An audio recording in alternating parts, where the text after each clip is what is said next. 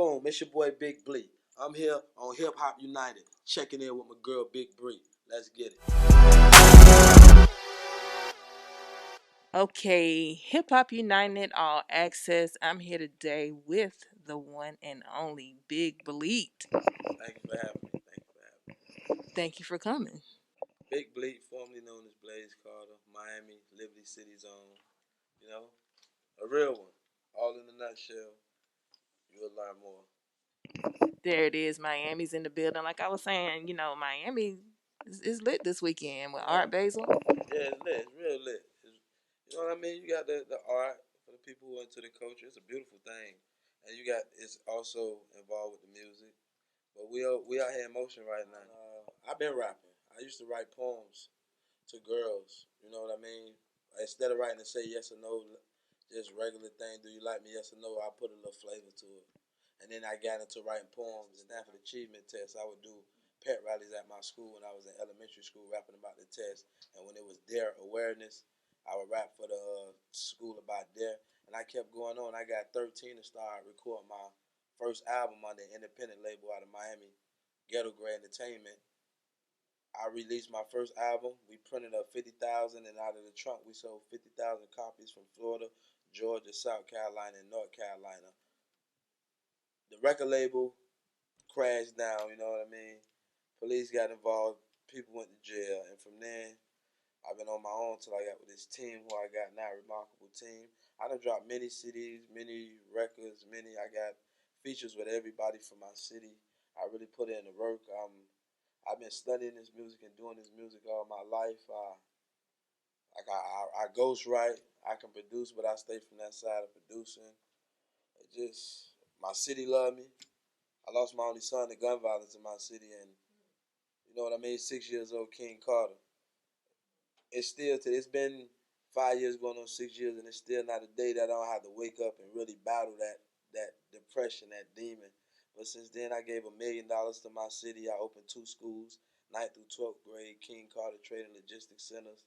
I visit all the YMCA's, Boys and Girls Clubs, juvenile detention centers, youth hospitals, foster homes, me and my homies. With our own money, no non-profit, no all that, because we like to feel it from our soul that we really put our hands in the helping and getting a real, real results versus waiting on the government assistance or anything of that sort.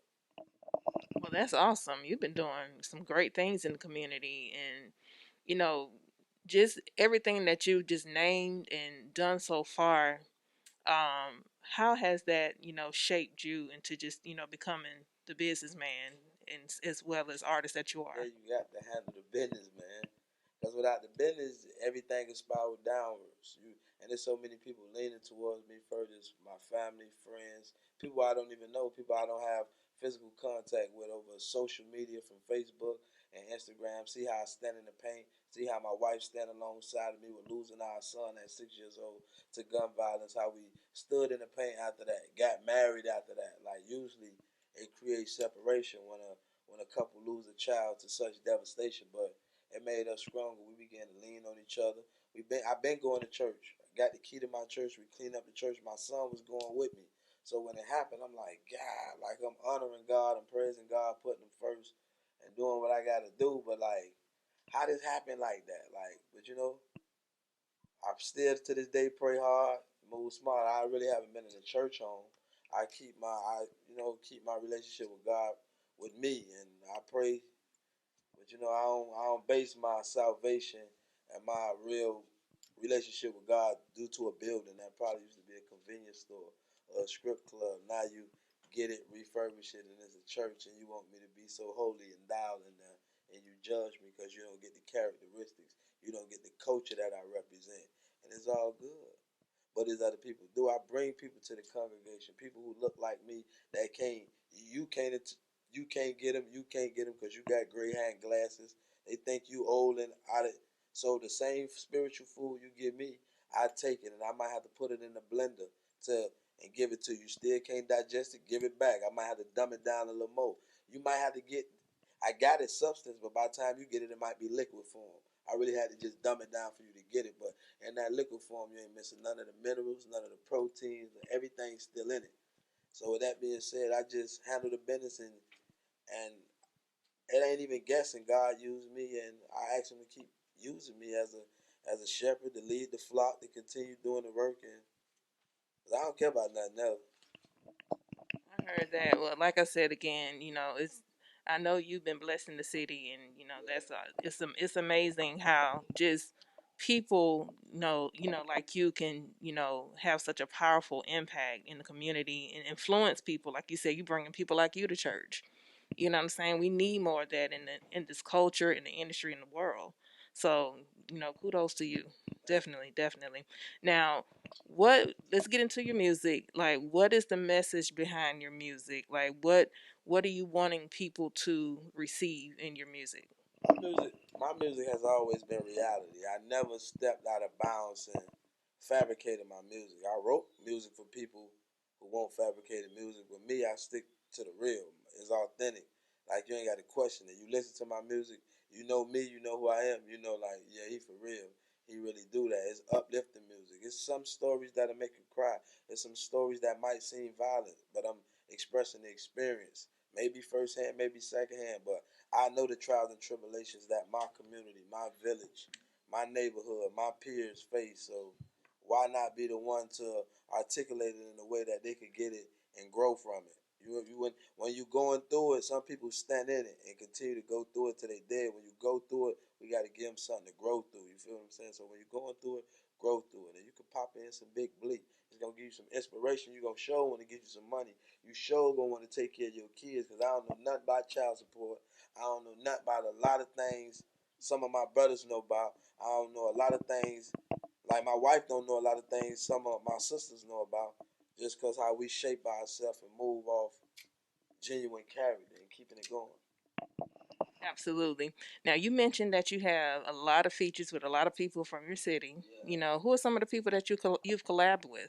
Everybody. If I could just everybody who's doing something in my city, but Rick Ross, Ball Greasy, every, Rick Ross, Ball Greasy, all of them, Buster Free, Mr. Zeke, uh, Iceberg, Bushy B. Got some heavy hitters. Now, who have you not collabed with that you dreamed about collaborating I want to work with Derez Deshawn. Hey, that's a move. with? That's what it is. Now, talk to the people about this new single you're pushing. A new single, I mean, I got a lot of music, but we breaking it down to tear it down.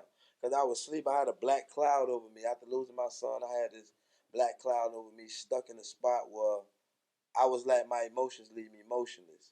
I was helping everybody, faking a smile, going out, giving out millions of dollars, throwing functions in my community every 2 weeks, everything free just come out. But at the end of the day, I was satisfying my community, but I was still getting my car, go home, and fight to go to sleep and be battling like I wasn't me. I was still stuck in the clouds. So I just shook it all off. I told nobody else to call me Blaze Carter, because Blaze Carter, he lost his little brother at 14. He named his son after his little brother. His son died the same way. You feel what I'm saying? Then his daddy told him to bring some milk. He took the milk, and his daddy dead in the kitchen. Like, and then that's just a small synopsis of what Blaze Carter went through. You can see Blaze Carter's leg on his left leg. He got a whole graveyard of people who he was dead close to him. So Blaze been through so much pain. When Blaze Carter's son died, certain people, not face to face, but say he sacrificed his son to Illuminati to do music. They told Blaze that.